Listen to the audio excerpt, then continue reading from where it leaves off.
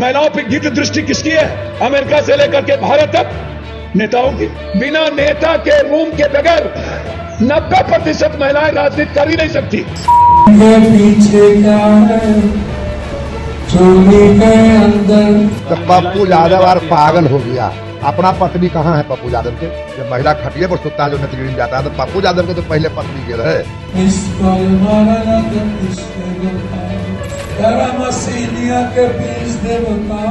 तो कोई महिला कह रहा है तो पहले अपना पत्नी कहाँ है? तो पहले तो अपन पत्नी के लिए पूछे ये कतरा खटिया पर सुता है। नमस्कार, मैं नमिका सिंह और आप देख रहे हैं तेजस।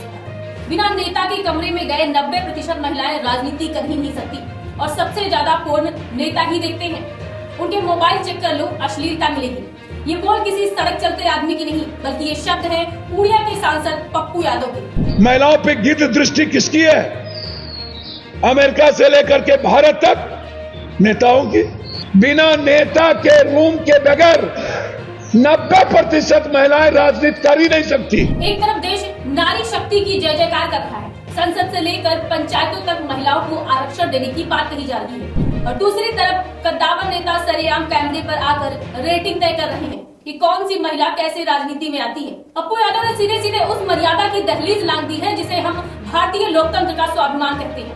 उन्होंने महिलाओं के संघर्ष को कमरे की कहानी बना दी और नेताओं के चरित्र को अश्लीलता के खांचे में फिट कर दिया। खैर, राजनीति में मुद्दे होने चाहिए, बेरोजगारी पर बात हो, विकास पर बात हो, सड़कों पर बात हो, लेकिन जब बात किसी महिला के चरित्र और उसके संघर्ष के तरीकों पर परसेंटेज सेट करने की आ जाए तो वो राजनीति नहीं बल्कि कुंठा बन जाती है। पप्पू यादव ने व्यवस्था के भीतर किसी सड़क की तरफ इशारा किया हो सकता है, लेकिन 90% का आंकड़ा देकर उन्होंने उन तमाम महिलाओं को अपमानित कर दिया है जो पितृसत्तात्मक समाज की बेड़ियां तोड़कर राजनीति में आती है।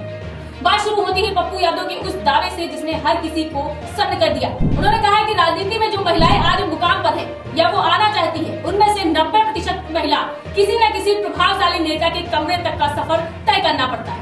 यानी उनके मुताबिक बिना कॉम्प्रोमाइज के करियर मुमकिन ही नहीं है। पप्पू यादव ने शोषण की पूरी क्रोनोलॉजी समझा दी। उन्होंने कहा है कि भारत में महिलाओं को देवी माना जाता है, लेकिन वही बेटी स्कूल जाए तो शोषण, कॉलेज में रैंकिंग के नाम पर शोषण, नौकरी करने जाए तो बॉस का शोषण और राजनीति में आए तो नेता का शोषण। इतना ही नहीं, कुछ दिन पहले उन्होंने संसद के भीतर ये कहकर सनसनी मचा दी थी कि सबसे ज्यादा पोर्न वीडियो नेता ही देखते हैं।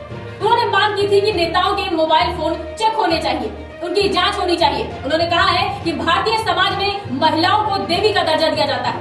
आपको आश्चर्य होगा, 755 सांसद पर यौन शोषण का आरोप है। 755, 155 सांसद पर चार्जशीट है लगातार।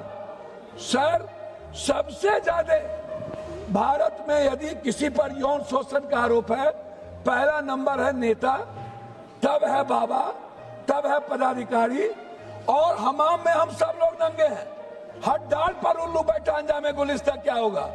लेकिन हम लोग महिलाओं के अधिकार की बात करते हैं। सबसे ज्यादा गूगल पर पोर्न देखने की प्रवृत्ति नेताओं को है, सबसे ज्यादा। लेकिन असलियत ठीक उसके बिल्कुल उलट और डरावना है। जब बयान इतना विस्फोटक हो तो धमाका होना लाजमी था। वह इसको लेकर बिहार की राज्य महिला आयोग ने इस पर कड़ा आरोप इख्तियार किया है। आपको बता दें कि आयोग की सदस्य सजल झा ने इसे महिलाओं की अस्मिता और उनके चरित्र पर सीधा हमला करार दिया है।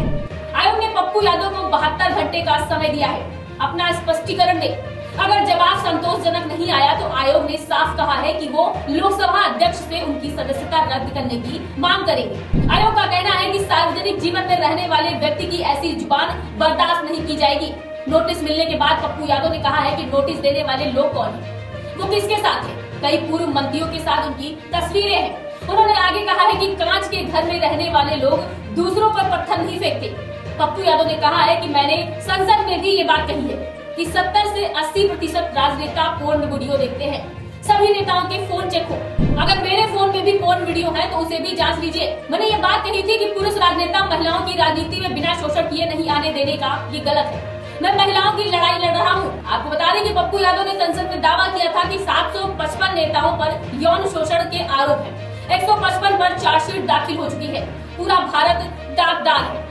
अगर मैं पुरुष राजनेताओं की बात कर रहा हूँ तो महिला आयोग को इतनी परेशानी क्यों हो रही है? पप्पू यादव के इस बयान पर पूरे देश में सियासी संग्राम मचा हुआ है। वहीं आपको बता दें कि पप्पू यादव के इस बयान पर बिहार के बाहुबली नेता जेडीयू विधायक अनंत सिंह ने भी मोर्चा खोल दिया है। अनंत सिंह ने बिना लाग लपेट लिए पप्पू यादव पर हमला बोला। उन्होंने कहा है कि पप्पू यादव पागल हो गए हैं। दूसरों की बेटियों और महिलाओं पर टिप्पणी करने से पहले उन्हें अपनी पत्नी और खुद को देख लेना चाहिए, क्योंकि उनकी पत्नी भी राजनीति में है। आपको बता दें कि अनंत सिंह ने ये भी तंज कसा है कि जो आदमी इस तरह की अश्लील और अमर्यादित बातें कर रहा है उसे इस मानसिक स्थिति की जांच करानी चाहिए। साथ ही उन्होंने नीतीश कुमार के शासन को लालू राज के जंगल राज में बेहतर बताते हुए पप्पू यादव के दावों को सिरे से खारिज कर दिया है। एक सवाल है कि पप्पू यादव महिला को लेकर के गलत टिप्पणी कर रहे तो पप्पू यादव और पागल हो गया। अपना पत्नी कहाँ है पप्पू यादव के? जब महिला खटिए पर सुतता है जो नतगिरी में जाता है तो पप्पू यादव के तो पहले पत्नी गेल है, तो पहले अपन पत्नी के पूछे। जो कुल महिला कह रहा है तो पहले अपना पत्नी के पूछे। महिला आयोग ने नोटिस भी भेज कहा पटना अपना और महिला तो है ना, पत्नी है ना नेता, तो अपना पत्नी को पहले पूछ ले तब दूसर के बारे में बोले। महिला नोटिस के बाद बीमार पड़ गए तो जे पड़ जाए नहीं पड़ जाए उस सबको हम चर्चे में नहीं लाते, उस सब कुछ है नहीं है, जगबंगड़ है। अब महिला जो जाता है खटिया पर सुतता है, मचिया पर सुतता है, कोई तरीका है तो पहले तो अपन पत्नी के लिए पूछे कतरा खटिया पर सुतता है। पप्पू यादव का ये बयान उस वक्त आया है जब नारी शक्ति बंधन अधिनियम यानी कि महिला आरक्षण को लेकर देश में एक बड़ा नैरेटिव सेट किया जा रहा है। पप्पू यादव ने महिला आरक्षण बिल की मंशा पर सवाल उठाते हुए जो टिप्पणी की है उसने राजनीतिक और सामाजिक दोनों ही स्तरों पर विवाद खड़ा कर दिया है। एक और उनके समर्थक इसे व्यवहार के भीतर छिपी सच्चाइयों को उजागर करने की कोशिश बता रहे हैं, तो दूसरी ओर आलोचक इसे महिलाओं के प्रति अपमानजनक और गैर जिम्मेदाराना बयान करार दे रहे हैं। भारतीय राजनीति में महिला प्रतिनिधित्व का मुद्दा लंबे समय से चर्चा का विषय रहा। महिला आरक्षण बिल जैसे कानूनों का उद्देश्य महिलाओं को बराबरी का अवसर देना है ताकि वे निर्णय लेने की प्रक्रिया में अपनी भूमिका निभा सके। ऐसे में यदि कोई नेता महिलाओं के संघर्ष और उसकी भागीदारी पर सवाल खड़ा करता है तो ये स्वाभाविक रूप से संवेदनशील मुद्दा बन जाता है। पप्पू यादव के बयान में 90% जैसा आंकड़ा देना विशेष रूप से विवादास्पद है। ये न केवल महिलाओं के आत्मसम्मान को ठेस पहुंचाता है बल्कि उन तमाम महिलाओं के संघर्ष को भी कमतर आता है जो सामाजिक बाधाओं को पार कर राजनीति में अपनी पहचान बना रही है। ये भी सच है कि राजनीति में पारदर्शिता और नैतिकता की मांग जरूरी है, लेकिन उस बहस को किसी एक वर्ग विशेषकर महिलाओं के खिलाफ मोड़ देना उचित नहीं कहा जा सकता। कुछ लोग ये भी मानते हैं कि पप्पू यादव ने व्यवस्था के भीतर मौजूद खामियों की ओर इशारा करने की कोशिश की है, लेकिन किसी भी मुद्दे को उठाने का तरीका उतना ही महत्वपूर्ण होता है जितना कि मुद्दा खुद। भाषा की मर्यादा और संवेदनशीलता बनाए रखना एक जनप्रतिनिधि की जिम्मेदारी होती है। ये कहना गलत नहीं होगा कि इस बयान ने बिहार की राजनीति में एक नई बहस छेड़ दी है। अब ये देखना दिलचस्प होगा कि इस पर राजनीतिक दल, महिला आयोग और जनता किस तरह की प्रतिक्रिया देता है। क्या ये बयान एक कड़वी सच्चाई के रूप में देखा जाएगा या फिर एक गैर जिम्मेदाराना टिप्पणी के तौर पर? ये तो आने वाला वक्त ही बताएगा। फिलहाल आपकी इस रिपोर्ट पर क्या राय है हमें कमेंट बॉक्स में जरूर बताइए।